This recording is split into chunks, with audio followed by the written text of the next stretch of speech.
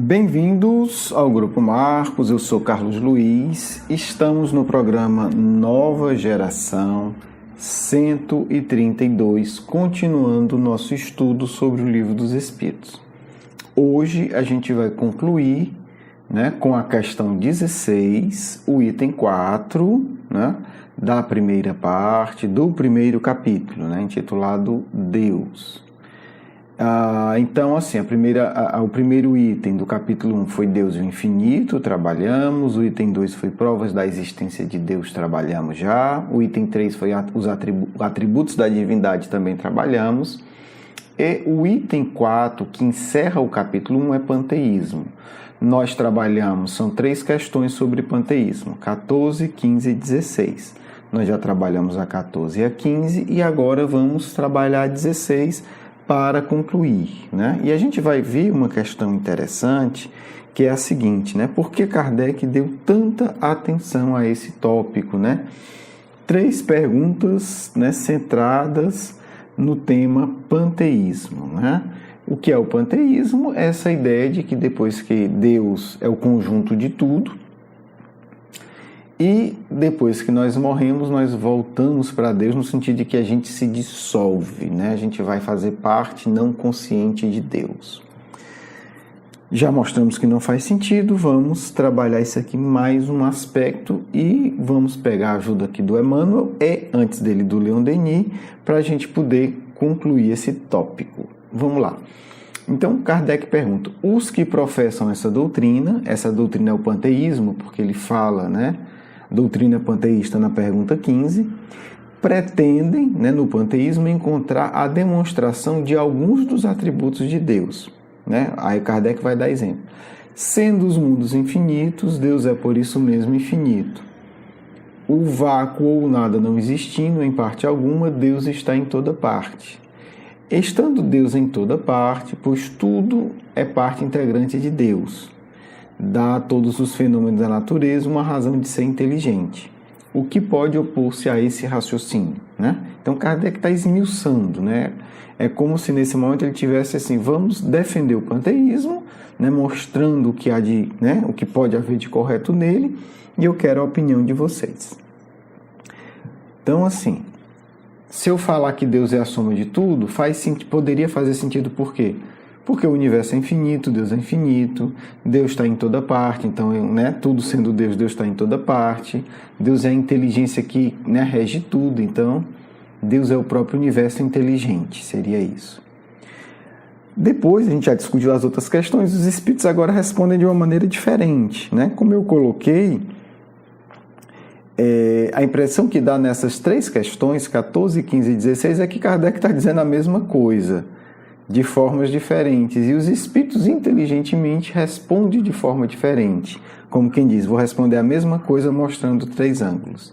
Na 16 eu acho que os espíritos já esgotaram aqui o que eles achavam que era oportuno para o momento e dizem, Kardec pergunta, o que pode opor-se a esse raciocínio? Os espíritos dizem, a razão.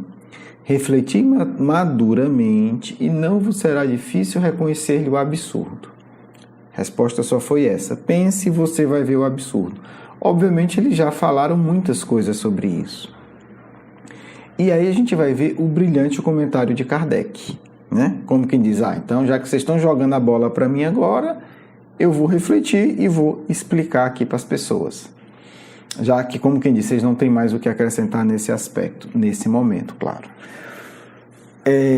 Kardec vai colocar o seguinte, essa doutrina faz de Deus um ser material, Porque se Deus fosse a soma de tudo, Deus seria matéria. Qual o problema de ser matéria? Kardec vai colocar, a matéria não tem nenhuma estabilidade. A matéria é sujeita a uma série de fragilidades. Então, se Deus fosse a criação, se Deus fosse a matéria, Deus seria um ser sempre em transformação, porque é evidente, ninguém nega isso, nenhum materialista, nem ninguém, que a matéria está sempre se transformando. Toda a matéria está se desgastando, está se modificando, enfim. Se Deus fosse composto de matéria, que no fundo esse pensamento defende isso, Porque Deus é tudo, Deus não seria imutável. Deus seria um ser submisso às propriedades da matéria. E aí já não seria Deus, porque Deus não é todo-poderoso, Deus não está acima de tudo. E aí Kardec, com a humildade, com a lucidez, características de grandes iniciados, de espíritos profundamente sábios, vai continuar o seu comentário dizendo: não sabemos tudo o que Deus é, mas sabemos o que Ele não pode ser. Né? É uma humildade, mas não é uma humildade falsa. Eu não sei de nada. Calma, vamos analisar inteligentemente. Nós não podemos saber o que Deus é, tudo, mas nós podemos saber que Deus não é. Deus não pode ser matéria. Tá certo? Eu vou ler o resto para concluir. Então, assim, não sabemos tudo o que Ele é, mas sabemos aquilo que não pode ser. E esse sistema está em contradição, né, o sistema panteísta, com as suas propriedades mais essenciais, pois confunde o Criador com a criatura, né? O Criador com a sua criação, precisamente como se quiséssemos que uma máquina engenhosa fosse parte integrante do mecânico que a concebeu. O cara criou um carro, ele é o carro? Não. O cara criou um computador, ele é o computador? Não. E aí, para facilitar mais ainda, ele vai para outro parágrafo bem curto e dá outro exemplo. A inteligência de Deus se revela nas suas obras como a de um pintor no seu quadro. Mas as obras de Deus não são o próprio Deus, como o quadro não é o pintor que o concebeu e executou. Né? Por exemplo, um exemplo bem básico. Se eu pego um quadro, uma pintura, e deixo ela no sol, e deixo ela pegar a chuva, 2 horas de chuva vai destruir a pintura. É uma fragilidade da pintura, apesar da sua beleza, mas ela tem essa fragilidade. Se o pintor tomar 2 horas de chuva, ele não se desfaz. Diferente, né? É isso que o Kardec está dizendo. Se Deus fosse a soma de tudo, como se o pintor fosse a soma das suas pinturas, eu estaria atribuindo ao pintor fragilidades que ele não tem como um ser humano. Né? Se ele ficar 10 minutos debaixo do chuveiro tomando banho quente, ele não tem problema nenhum. Ele não vai se dissolver. Se eu pegar qualquer pintura, né, por mais bela que seja, botar ele 10 minutos debaixo de uma água morna de um chuveiro, já era. Né? Se eu pegar a Mona Lisa e colocar ela, né, debaixo do chuveiro, já era a Mona Lisa. Né? Se eu pegar, enfim, qualquer quadro do Picasso e botar 10 minutos de água quente nele, já era. No entanto, se o Picasso, né, quando estava encarnado, tomasse 10 minutos de banho de água quente, ele se sairia, provavelmente ele se sentiria muito bem e limpo. Ok? Então, confundir isso é um erro muito básico. Mas não é só um erro básico, é um erro grave. E aí a gente vai começar a entender por quê. Vou falar rapidamente, as citações estão aí para quem quiser ver. Eu estou pegando um trecho, né, do Leon Denis no livro Depois da Morte, onde ele vai ter uma explicação genial sobre todas as religiões, mostrando a beleza de todas as religiões e mostrando que a religião possui a sua doutrina secreta e a sua doutrina pública. E muitas vezes a doutrina pública, né, a comum, ela é distorcida pela nossa incapacidade. E aí, assim, com todo carinho e respeito, eu vou falar do budismo, que eu admiro muito, né, que origina-se do Buda, que é um ministro, né, um espírito diretamente ligado ao Cristo. Então, o que acontece? Quando o Buda vem ensinar, um dos conceitos que é bastante distorcido é o do Nirvana e também o conceito de Deus.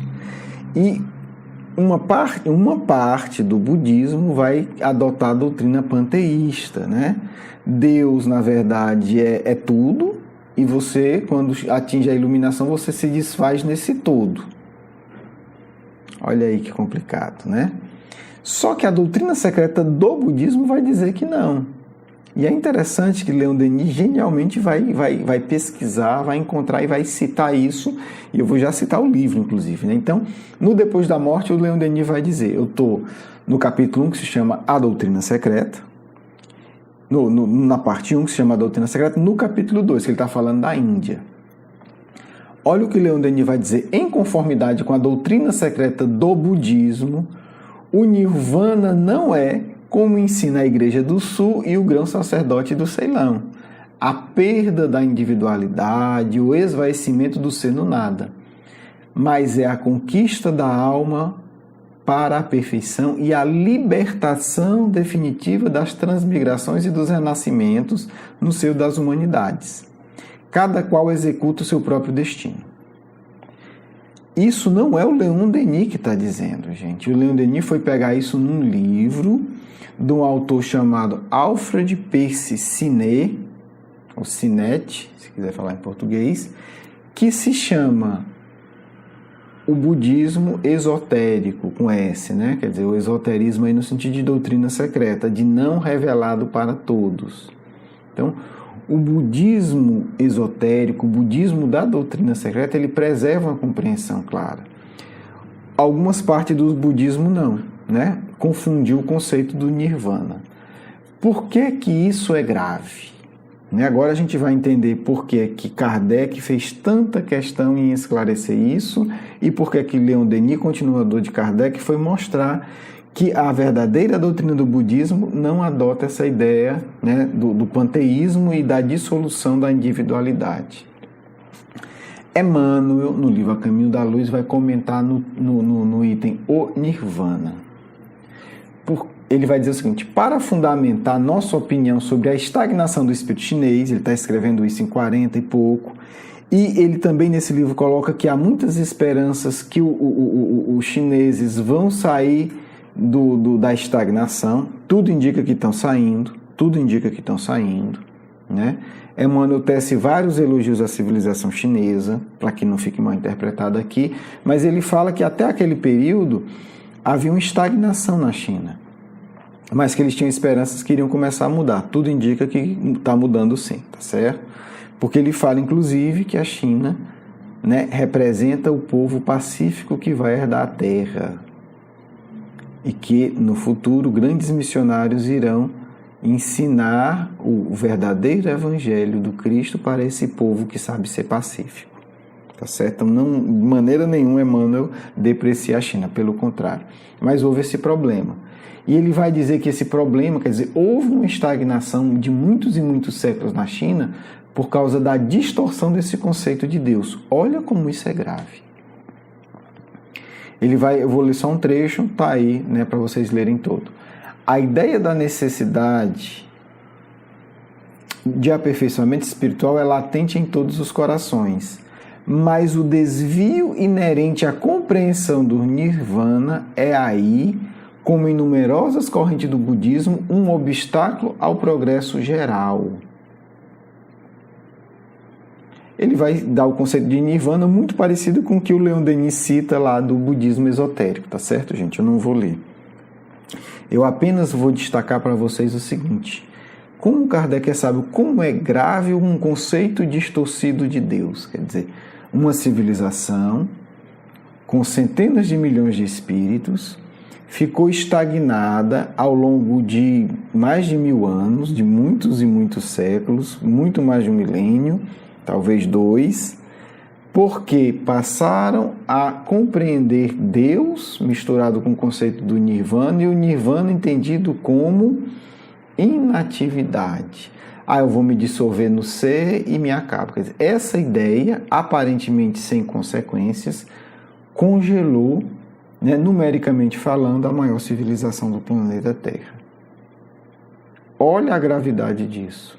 Por isso, Kardec faz questão de trabalhar esse conceito em 3 questões com muita atenção. Com muita atenção. Para que a civilização, a nova civilização, não corresse esse risco de ter uma concepção estática da vida, ter uma concepção distorcida de Deus, distorcida de evolução espiritual, que está diretamente ligado, e se estagnar por milênios. Olha a responsabilidade de Kardec ao tratar desse tema. E olha a responsabilidade daqueles que distorceram a doutrina secreta do budismo, distorcendo o conceito de nirvana, que não foi o conceito que o Buda deu, porque a gente sabe que a doutrina secreta é preservada pelos sábios que tiveram acesso direto ao conhecimento. Bem, meus amigos, essa é a reflexão. Encerramos aqui sobre o item panteísmo e encerramos o capítulo 1. No próximo encontro nós vamos para o capítulo 2 da segunda parte. Espero que vocês tenham contribuído para o esclarecimento de vocês. Espero que vocês tenham gostado. Continuem, por favor, comentando, divulgando. Precisamos da ajuda de vocês para a divulgação do nosso trabalho. Um grande abraço, um beijo no coração. Vamos agora para a nossa segunda parte. Meus filhos, é muito grave, com consequências imensas, a forma verdadeira que os seus corações, digamos simbolicamente, concebem Deus. A percepção emotiva que vocês têm do Criador, muito sério. Espíritas às vezes não entendem a gravidade desse assunto, como Allan Kardec gostaria que fosse entendido. Allan Kardec inicia esse tema não por falsa adoração, mas por compreender que todos os outros temas serão distorcidos se a concepção, se a compreensão emotiva de cada um de vocês não tiver em harmonia com a verdade. Muito importante avaliar como concebo Deus, como concebo o que o Criador me fez. É uma pergunta sutil, mas indispensável. Qual a vontade de Deus em relação a mim? Pois, se a vontade de Deus em relação a mim é que eu pare no nada, já começarei a me tornar inútil agora. Se a vontade de Deus para mim é que eu desenvolva todos os meus potenciais, me tornarei um ser ativo, expansivo, realizador em todos os campos que eu tiver envolvido. Amarei mais, aprenderei mais, estudarei mais, agirei mais. Então é importante, filhos, que vocês investiguem dentro de vocês o que eu sinto em profundidade, o que eu compreendo emotivamente, o desejo de Deus para o meu ser. Muitos se assustam com essa proposta. É preciso fazê-la, filho.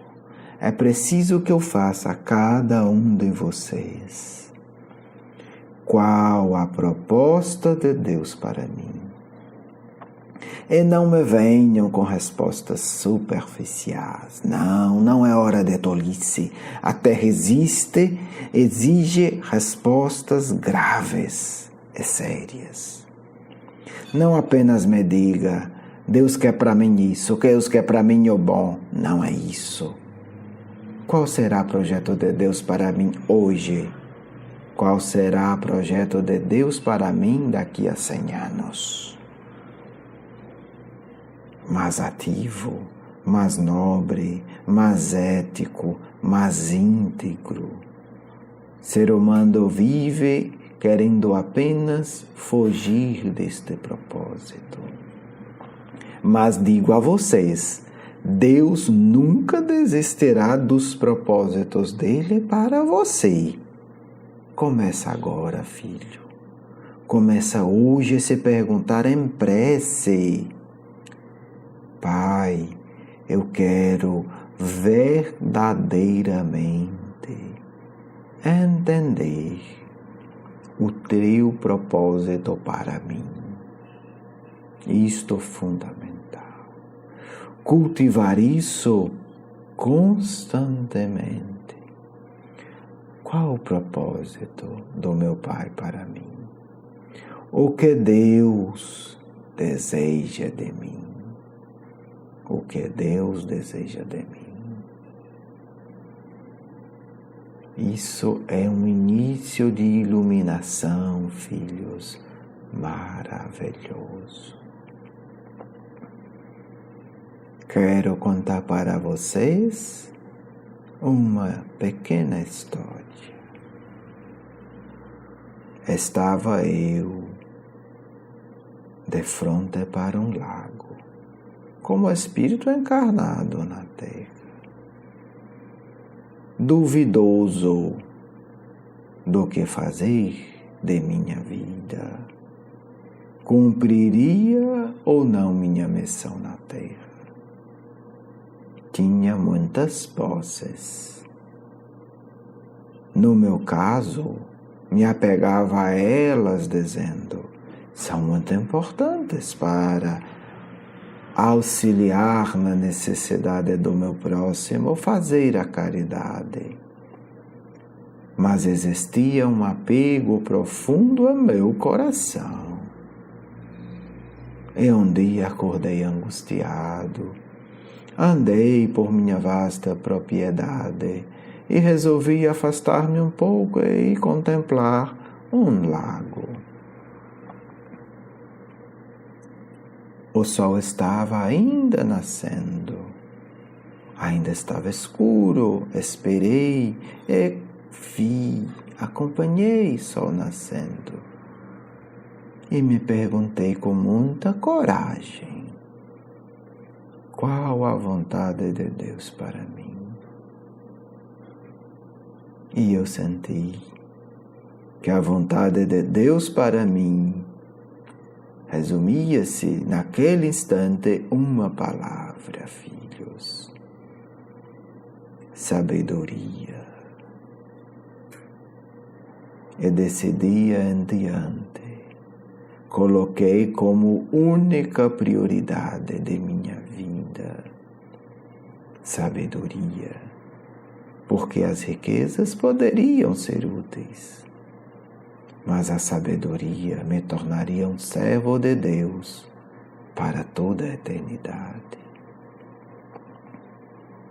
Tudo vendi, porque tinha muitas coisas sob minha administração. E não fugi disso. Criei outras coisas que eu administrava com sabedoria. E o que é sabedoria?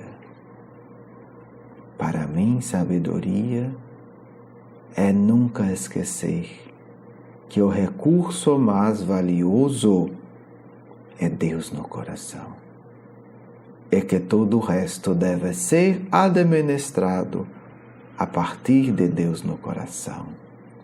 Não justifica tirar Deus do coração com a desculpa que eu preciso fazer o bem. Vou fazer essa coisa errada porque esse dinheiro vai ser útil para fazer o bem.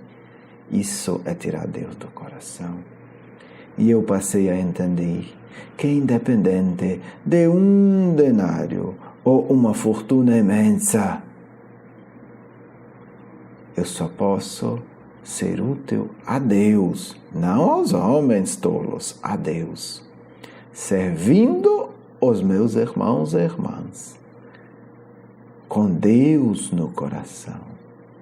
Sem Deus no coração, fortuna nada vale. Com Deus no coração, um sorriso cura. Um abraço fortalece e evita suicídio.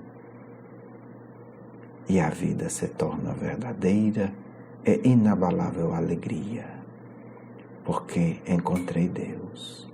E posso dizer a vocês: Deus é alegre. Do amigo espiritual de sempre. Quero agradecer o seu carinho, a sua atenção. E para conhecer mais do nosso trabalho, por favor, visite o nosso blog, grupomarcos.com.br. Um grande abraço.